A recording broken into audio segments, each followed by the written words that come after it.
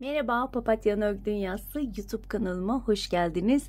Bugün sizlerle beraber daha önceden beresini ve eldivenini ördüğümüz çiçekli modelin atkısını öreceğiz arkadaşlar. Yapımı oldukça kolay. Ben tam bir günde bitirdim ve gerçekten çok güzel oldu. Şöyle açarak göstermek istiyorum. Gerçekten çok şık oldu. Arkadaşlar benim uzunluğu 1,5 metre. Uzunluğunu ve enini tamamen kendiniz ayarlayabilirsiniz. Hatta şal ipleriyle örüp harika bir etol şal dahi yapabilirsiniz. Hemen iplerimden bahsetmek istiyorum. Ören Bayan'ın favori ipini kullandım. Gri ve pembe kullandım. 2 tane gri ve şunu yeni açmıştım. Yarım da pembe gitti. Sadece yarım yumak pembe yeterli oldu. 2 yumak da gri yeterli olacaktır. Daha uzun örerseniz bir tane griden daha fazla alabilirsiniz. Evet, kullandığım tığ numarası 3 milimlik tığ kullandım. Hemen daha önce ördüğümüz şöyle beresini de göstermek istiyorum. İkisi takım oldu. Gerçekten çok güzel. Eldivenleri başka renk yapmıştım ama bu iplerle bir eldiven yapıp üçlü bir takım bunları yapmayı düşünüyorum. Evet arkadaşlar, isterseniz bu güzelliğin yapımına geçelim. Geçmeden önce minik hatırlatmamı yapmak istiyorum. Biliyorsunuz ki kanalım tamamen ücretsiz. Kanalıma tamamen ücretsiz abone olup bildirimleri açıp bir de bu videoyu beğenip paylaşırsanız hem bana destek olmuş olursunuz hem de bu videonun birçok kişiye ulaşmasını sağlamış olursunuz diyorum ve hemen bu güzelliğin yapımına geçiyorum. Evet arkadaşlar, öncelikle zincir çekerek başlıyorum. 8 ve katları şeklinde zincir çekmemiz gerekiyor. Ama ben enini ayarlayabilmek için ben şöyle uzunca bir zincir çekeceğim. Daha sonra trabzanları ayarlayacağım. Arta kalan zincirleri ise keseceğim. Ben şöyle istediğim boyuta gelene kadar zincirlerimi çekiyorum. Ama sizler 8 ve katları çekebilirsiniz. Ben şöyle uzunca zincirimi çektim.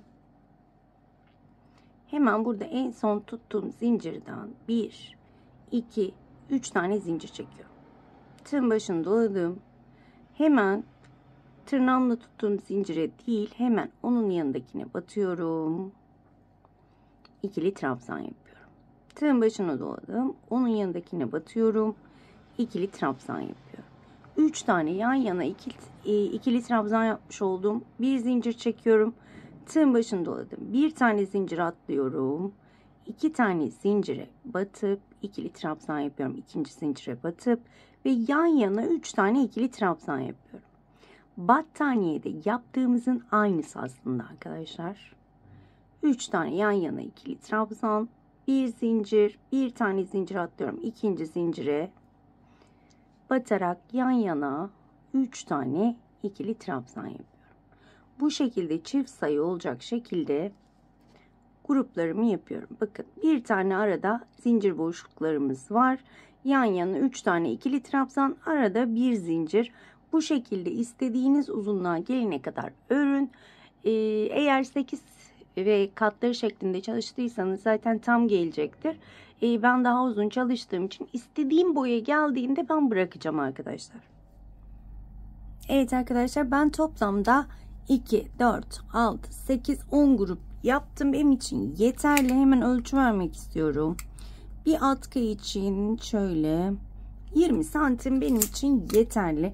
Sizler 12, 14 şeklinde daha da uzun veya etol şal dahi yapabilirsiniz. Bu modeli şal ipleriyle yaptığınızda çok güzel şallar yapabilirsiniz.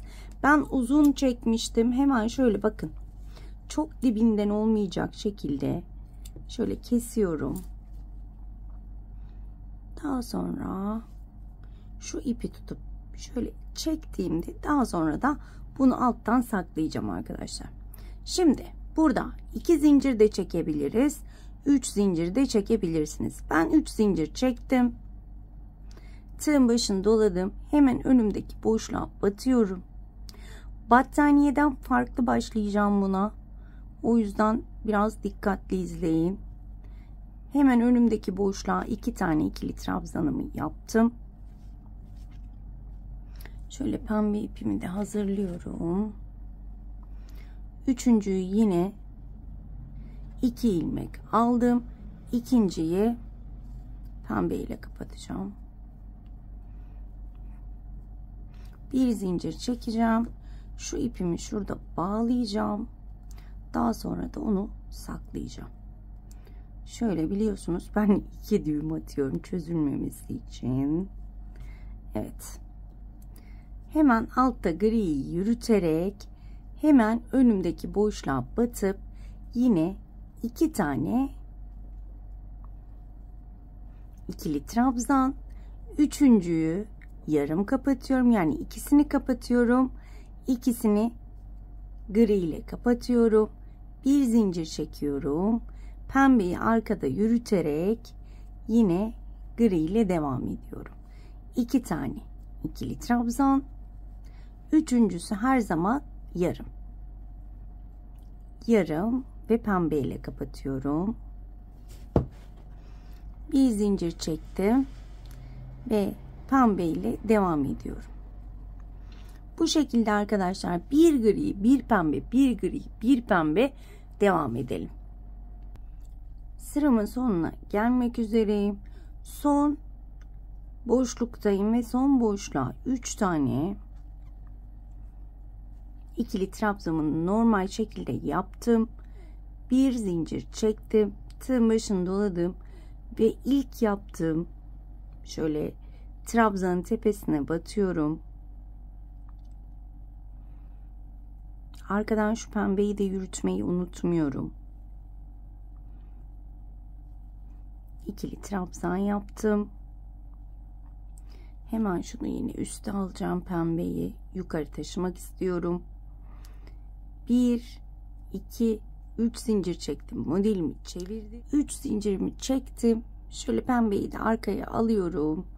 Çektiğim zincirle beraber bakın şu alttaki yürüttüğümüz ilmekleri unutmuyoruz, onların altından batarak örüyorum. Üçüncüyü yaparken yine yarım yapıyorum, yani 2 ilmek alıyorum, ikisini pembeyle şu şekilde bir zincir çektim. Yine bakın gri ipimi tekrar yürütüyorum ve diğer uca kadar sadece pembe ile çalışıyorum, ama gri ipimi de arada yürütmeyi unutmuyorum. Bir zincir, arkada gri yürüyor ve bu şekilde devam ediyorum. Son bir boşluk kalana kadar sadece pembe ile çalışıyorum. Şöyle de göstermek istiyorum. Bakın şu şekilde, diğer sona da aynı şekilde bir tane gri çalışacağımız için ben yine altta yürütüyorum arkadaşlar. Battaniyeden farkı bu. İplerimizi koparmadan yapmaya çalışıyoruz. Yanlarda hem gözüksün istemiyorum, hem de battaniyeden farklı olarak çiçekler yana taşsın istemiyorum. Bu şekilde son bir boşluk kalana kadar sadece pembe ile her bir boşluğa ve yürüttüğümüz iplerin altından batarak ikili trabzan yapıyorum. Aralara bir tane zincir. Evet, bu şekilde devam edelim. Sona gelmek üzereyim. Arkada yine gri'mi yürütüyorum. Ve yarımını yaptım. Daha sonra gri'yi aldım. Bir zincir çektim. Ve son yuvamı gri ile yapıyorum. 1 2 üçüncü zincire batıyorum. Ve aynı anda pembeye de batırıyorum. Şöyle pembeyi üste çıkarıyorum. Evet. Kapattım. 1 2 3 zincir çektim. Modeli çevirdim. Bakın şu şekilde olacak. Daha sonra şöyle şunu arkaya alalım. Evet. Yine boşluğa Şöyle 2 tane. Üçüncüyü yarım ve pembeyle. Bu çiçek sıramızın sonu ve şunları da unutmuyoruz. Bakın. Şöyle alttan yürüttüklerime batarak yapıyorum. Gördüğünüz gibi. 2 üçüncüyü yarım alıyorum. Kapattım. Bir zincir ve hemen diğerine geçtim. 1 2 burada da aynı şekilde bir gri bir pembe şeklinde ilerliyoruz. İlk sıramızdaki gibi gördüğünüz gibi çiçeklerimi tamamladım. Pembe ile devam edelim. Bakın yürüttüğüm iplerin altından batarak yapıyorum. Bu çok önemli. Buna dikkat edelim. Üçüncünün sadece 2 ilmeğini kapatıyorum. İkisini gri ile ve bir zincir çekiyorum. Arkada iplerimi yürütmeyi unutmuyorum arkadaşlar. Bu şekilde yine bir gri, bir pembe, bir gri, bir pembe devam edelim. Evet, burada yine gri ile bitireceğim. 3 tane ikili trabzan, pembeyi örmeyi bırakıyorum. Yürütmeyi de bırakıyorum. Bir zincir çektim. Tığın başını doladım. İlk çektiğim zincirin yani son trabzanın tepesine batıyorum. İkili trabzan yapıyorum ve bu sıra çiçeğimi bitiriyorum gördüğünüz gibi. Ve yanlarda gördüğünüz gibi çiçekler yok. Ben zaten yanlarda çiçekler olmasını istemedim atkı olacağı için. Yanlara işlem de şu an için yapmayı düşünmüyorum. Ördükçe neler değiştiririm bilmiyorum. Ama şu anki planım bu şekilde örmek. Şimdi burada pembeyi keseceğim çünkü şuradan geriye döneceğiz daha sonra. Hemen size saklamayı da göstermek istiyorum. Bakın. Şöyle hemen şunu şuradan geçireyim. Bakın. Şöyle ilmeklerin arasından geçiriyorum. Tabi burada bir düğüm de atabilirsiniz. Şöyle ilmeğin birine tutturdum. Bir düğüm çözülmemesi için. Daha sonra bakın şu toplulukların arasından geçirdim ve kestim. Gördüğünüz gibi ip kalıntımız olmayacak. Evet. Şimdi burada yine 3 tane zincirim var. Ve bu sırayı sadece gri ile tabii ki altta yürüttüğümüz ilmeklerin altından batarak örmeyi unutmuyoruz. Bu sıra sadece gri. Her bir boşluğa batarak 3'er tane ikili trabzan, aralarda bir zincir. Evet, bu şekilde devam edelim. Sıramın sonuna geldim. Şöyle bakın alt ilmeklere batarak yapıyorum.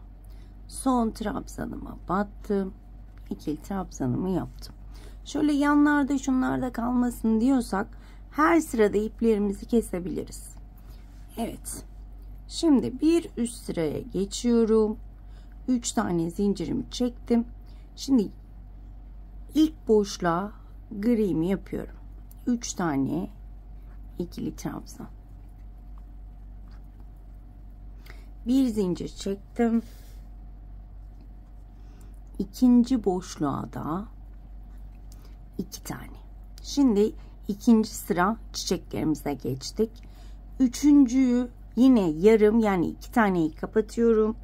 2 taneyi ise pembe ile kapatacağım. Önemli olan burada çiçeklerin orta üst üste gelmemeleri. O yüzden bunu yapıyorum. Şöyle kapattım. Bakın. Şimdi yapacağım ilk yaprak 2 çiçeğin ortasında olacak. Yani bir sırada 4 yaprak olacak. Bir sırada pardon çok özür dilerim. Bir sırada 4 çiçek, bir sırada 3 çiçek olacak. Şimdi ilk pembeyi hemen 2 çiçek ortasına yapıyorum. Yine yarım şeklinde yapıyorum. Yani 2 tane ikili trabzan, üçüncüyü yarım yapıyorum ve gri ile kapatıyorum. Bir zincir çektim ve gri. Yine bu şekilde bir gri bir pembe. Eminim ki anlaşıldı. Yaprakları nasıl yaptığımız. Yine sonda 2 tanesi gri olacak. Başta 2 tane gri, bakın. Başta 2 tane gri, sonda da 2 tane gri ve zincir. Şimdi bu şekilde ben bir gri, bir pembe, bir gri, bir pembe yapacağım. 2 tane boşluk kalana kadar. Evet. Son pembeyi yine yarım yapıyorum. Üçüncüyü gri ile kapattım. Bir zincir. Yine bakın pembeyi arada yürütüyorum. Ve 2 boşluğa da sadece gri çalışıyorum. Bir zincir. İkinci boşluğa da gri çalışıyorum. Battaniye gibi çalışsaydık şu yanlar kapatamayacağımız için çok hoş görünmeyecekti. Ama bu şekilde bence çok güzel olacak. Evet. Şöyle üçüncüyü yaptım. Bir zincir tığın başını doladım. Pembe ile beraber en son trabzana batıyorum. Pembeye de batıyorum. İkili trabzan yaparak bitiriyorum. Şunu şöyle ipin üzerine aldım pembeyi. 1 2 3 zincir çekiyorum. Modeli çevirdim. Şöyle pembeyi arkaya aldım. Şöyle bakıyorum. Yine 2 tane gri ile çalışacağım. Şöyle çok pardon. Şunu şöyle öne alalım. Önden alalım bu sefer. Ve şu alttakileri de çalışalım. İp kalıntısı olmasın. Bir zincir çekiyorum. Bakın alttan şunları almayı unutmuyorum. 1 2 üçüncüyü pembe ile kapatacağım. Bakın yine 2 tane gri ile başladım. Pembeyi aldım, pembe ile kapattım. Bir zincir çektim. Griyi arada yürüterek, bakın şunun ikinci sırasında, ikinci yaprak sırasında ne yapmıştık? Bir tane gri yaptık. Geri kalanını hep pembe ile çalıştık. Şimdi 2 gri yaptık. Yine 2 boşluk kalana kadar hep pembe çalışacağız. Yani çiçeklerimizin ikinci sırasını tamamlayacağız. Bir zincir çekiyorum. Gri'mi arkada yürütüyorum muhakkak. Şöyle, evet. O altta yürüttüğümüz ipi dikkate alalım ve şunları da unutmayalım. Ben de arada unutuyorum şunları almayı, muhakkak onları alalım. O arada yürüttüğümüz ipler ortalıkta görünmesin. Bakın altından batın. Şu şekilde. Bu sırayı da ben sadece 2 boşluk kalana kadar pembe ile çalışacağım. Bir zincir ve 2 boşluk kalana kadar sadece pembe ile çalışıyoruz arkadaşlar. Evet. Son pembeme geldim. Bakın 2 tane boşluğum kaldı. Bir zincir çekiyorum. Yine pembeyi arada yürütüyorum. Yine 2 tane yan yana gruplarımı gri olarak yapıyorum. Bir zincir. Pembeyi yürütmeyi unutmuyorum. 2 3 pardon 2 üçüncüyü pembe ile beraber, bakın pembe tığın üzerinde, tekrar pembeyi ipin üzerine alıyorum, yukarı çıkarıyorum. Yani 1 2 3 zincir, modeli çevirdim ve yine bakın alttan ilmeklerimi alarak bu sırada da aynı şekilde 2 boşluğa da gri yapıyorum. 1 2 üçüncü de yine pembeye geçeceğim ve ikinci sıra çiçeğimi de tamamlamış olacağım. Şöyle kapattım. Bir zincirimi çektim. Bakın altından batıyorum yürüttüklerimin. 1 2 üçüncüyü yarım kapattım, bir zincir ve gri ile de bu sırada da yine aynı şekilde bir gri bir pembe şeklinde ilerleyeceğim.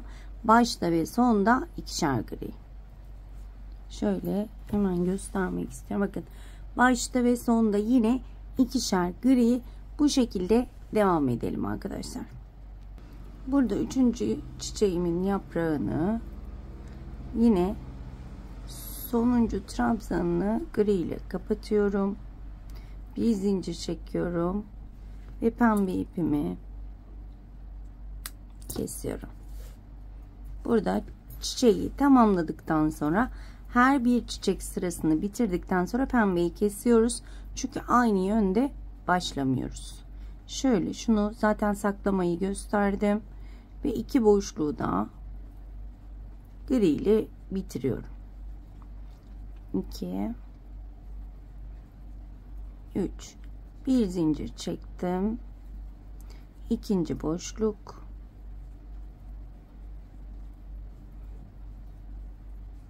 bir zincir ve en son trabzan tepesine batıp ikili trabzan. 1 2 3 zincir çektim, modelimi çevirdim ve tüm boşluklara gri ile devam ediyorum. Her bir çiçek sırasından sonra bir sıra sadece gri ile devam ediyoruz.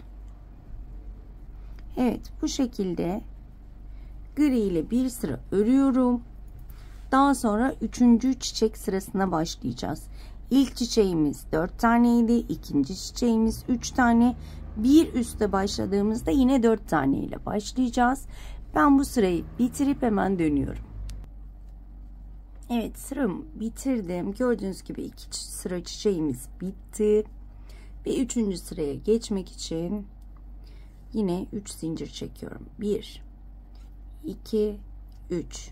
İlk sırada ne yapmıştık? Sadece bir grup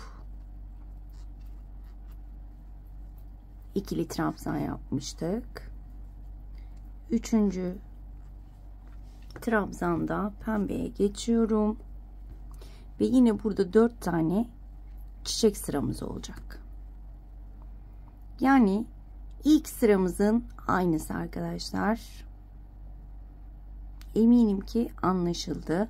Yani ilk çiçek sırasında sadece bir grup gri yapıyorum başlangıçta. Ama ikinci çiçek sırasında hep 2. Evet. Hemen yine bu sırada bir pembe, bir pembe, bir gri şeklinde devam edeceğim. Çok uzun uzun göstermeye gerek yok. İlk sıra çiçek nasılsa bu da aynı şekilde. Eğer takıldığınız nokta olursa hemen videoyu geriye alıyoruz. Hemen burada neler yaptığımıza bakıyoruz. Bir üste çıktığımızda hemen bu sırayı geriye alıp bakabilirsiniz. Çünkü çiçeklerimin devamı hep aynı şekilde ilerliyor. Yine de bu üçüncünün başlangıcını göstermek istedim. Gördüğünüz gibi bir gri, bir pembe, bir gri, bir pembe yapmıştık. Daha sonra başlangıçta bir tane gri yaptık. Geri kalanını pembe yaptık. Sonda bir tane gri. Bir üste geçtiğimizde yine bir gri, bir pembe, bir gri, bir pembe. Bir sıra sadece gri ve bir üst sıraya geçtiğimizde 3 tane çiçeğimiz olacak. 2 tane gri ile başlayacağım. Daha sonra bir gri, bir pembe, 2 gri ile bitireceğim. Bir üst sırada 2 gri, geri kalanı pembe, 2 gri, bitti. Daha sonra devam edeceğiz. Videoyu geriye alabilirsiniz. Bu şekilde ne kadar öreceğiz derseniz Ben atkımı 1,5 metre yapmayı düşünüyorum. O yüzden 50 santim çiçek, 50 santim düz, 50 santim çiçek şeklinde devam edeceğim tahminlerime göre. Ben bu şekilde çiçeklerimi 50 santim örüp hemen dönüyorum. Evet arkadaşlar, ben şöyle hemen sıralarımı saymak istiyorum. 2, 4, 6, 8, 10, 12 çiçek sırası yaptım. 50 santime yakın. Sizler kendinize göre ayarlayabilirsiniz. Bundan sonrasında 50 santimde hiç çiçek yapmadan düz gri ile öreceğim. Battaniyede yaptığımız gibi. Düz griyi de göstermeme gerek yok. Normal her bir boşluğa 3'er tane ikili trabzan, araya bir zincir yaparak 50 santimde bu şekilde öreceğim arkadaşlar. Kafanızı karıştırmamak amaçlı şöyle 1-2 tane göstermek istedim. Tamamını bitirmek istemedim. Evet, bu şekilde toplamda yine 50 santim sadece gri ile öreceğim. Toplamda 1 metre olacak. 50 santimde çiçekli şekilde ördüğümde 1,5 metreyi tamamlayacağım. Ama normalde atkılar 2 metreye yakın oluyor ya da 2 metre oluyor. Onu kendiniz ayarlarsınız. Ben 50 santim kadar örüp hemen dönüyorum. Evet arkadaşlar, şöyle hemen göstermek istiyorum. 50 santim çiçekli bölümü ve düz bölümü yine 50 santim, toplamda 1 metre uzunluğunda olduğu atkım. Şöyle göstermek istiyorum. Ölçerek yapmanızı tavsiye ediyorum. Ben de örerken saymadım. Şöyle ölçtüğümde tam tamına 50 santim geliyor. Şöyle şimdi bakın. Burada çiçeğin bitimi 3 çiçek olduğu için burada da ben 3 çiçek başlayacağım. Çiçeklerin yapımı aynı şekilde ama yine de başlangıcını göstermek istiyorum. 12 sıra çiçek örmüştük. Burada da 12 sıra çiçek öreceğim. Yine aynı şekilde ilk sırayı şu anda üçlü yapacağım. Daha sonra dörtlü, 3, 4, 3, 4. Aynı buradaki gibi devam edecek. Sadece burada dörtlü başlamıştık. Üçlü bitirdik. Bitirdiğimizde aynı üçlü başlayıp 4, 3, 4, 3 devam edeceğim. Şimdi burada üçlü çiçeği nasıl başlıyorduk? Başlangıcını göstermek istiyorum. Şöyle 2 zincir çekiyorum. Hemen önümdeki boşluğa 3 tane ikili trabzan, bir zincir, ikinci boşluğa geçtim. 2 tane ikili trabzan, üçüncüyü yarım ve hemen pembe ipimi alıyorum. İçinden geçirdim bir zincir ve hemen burada muhakkak düğümümü atıyorum. Evet. Daha sonra yine burada şurada yaptığımız gibi 2 tane yuva kalana kadar ben bir tane pembe, bir tane gri devam edeceğim. Daha sonra devamı aynı şekilde ilerleyecek. Çok da videoyu uzatmak istemiyorum gereğinden fazla. Diğer ucunda neler yaptıysak burada da onları yapacağız arkadaşlar. Dediğim gibi 12 çiçek sırası yapıyorum. Sizler daha uzun yapabilirsiniz. Daha geniş yapabilirsiniz. Ben yine 12 sıra çiçek sıramı yapıp dönüyorum. Eminim ki dediğim gibi anlaşıldı. Evet arkadaşlar, ben 12 sıra çiçek sıramı da bitirdim. Şöyle kameranın aldığı kadar göstermek istiyorum. 12 sıra çiçek.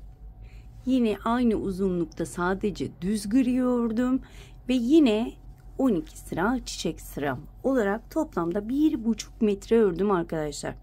Evet, son olarak şöyle ters sık iğne yapabilirsiniz. Ben yapmayacağım ama size göstermek istiyorum.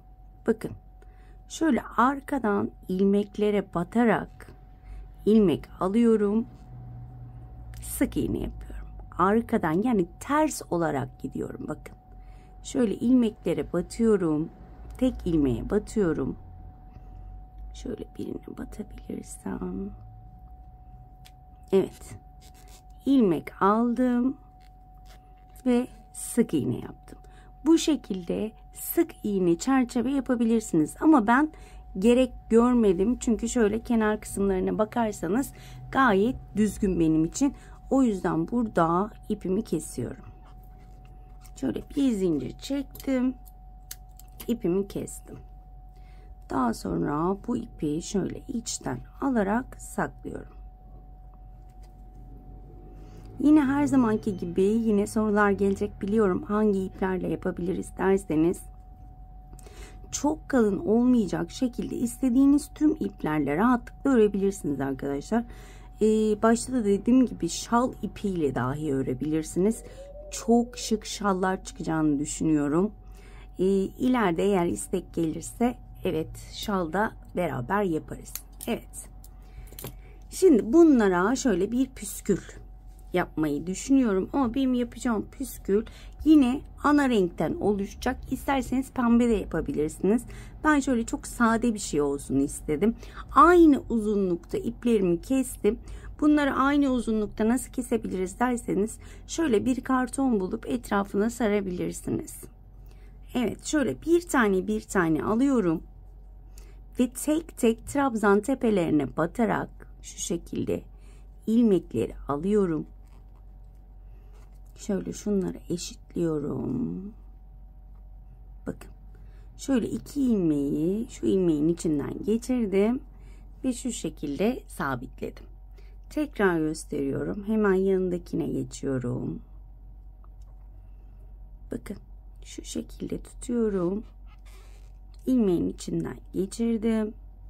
Şu iki taneyi eşitliyorum. Evet. Daha sonra şöyle tuttum. Şuradaki ilmeğin içinden geçirdim. Bu kadar basit. Şöyle elimle düzeltiyorum. Bunlar kesinlikle bozulmayacaktır. Yıkansa dahi. Bakın. Şöyle şurada bir zincirlik bölüm var. Hemen onun arasından da şu şekilde sokabilirsiniz. O bir zincirlik bölümlere de yapalım. Şöyle. Şurayı eşitlemeyi unutmayalım. Yoksa biri kısa, biri uzun olur. İçinden geçirdim ve gördüğünüz gibi çok şık oldu. Evet. Bu şekilde ben iki tarafa da püsküllerimi takıp hemen dönüyorum. Evet arkadaşlar, ben püsküllerimi taktım. Şöyle göstermek istiyorum. Gerçekten çok şık oldu. Tabii ki karşıdan buhar tutup elimle de düzelttim. Renk uyumu çok güzel oldu. Hemen şunu da hatırlatmak istiyorum. Çiçeklerin her bir sırasını farklı renklerle de örebilirsiniz. Öyle de çok güzel olur. Batik iple de çiçekleri örebilirsiniz. Örerken aklıma geldi. Sizlerle de paylaşmak istedim. Çok güzel ve çok şahane olur diye düşünüyorum. Evet arkadaşlar, bugünlük de bir videonun sonuna geldik. Umarım ayrıntılı bir şekilde anlatabilmişimdir. Umarım anlatımımdan memnun kalmışsınızdır. Bir dahaki modellerde görüşmek dileğiyle. Kendinize çok iyi bakın. Hoşça kalın.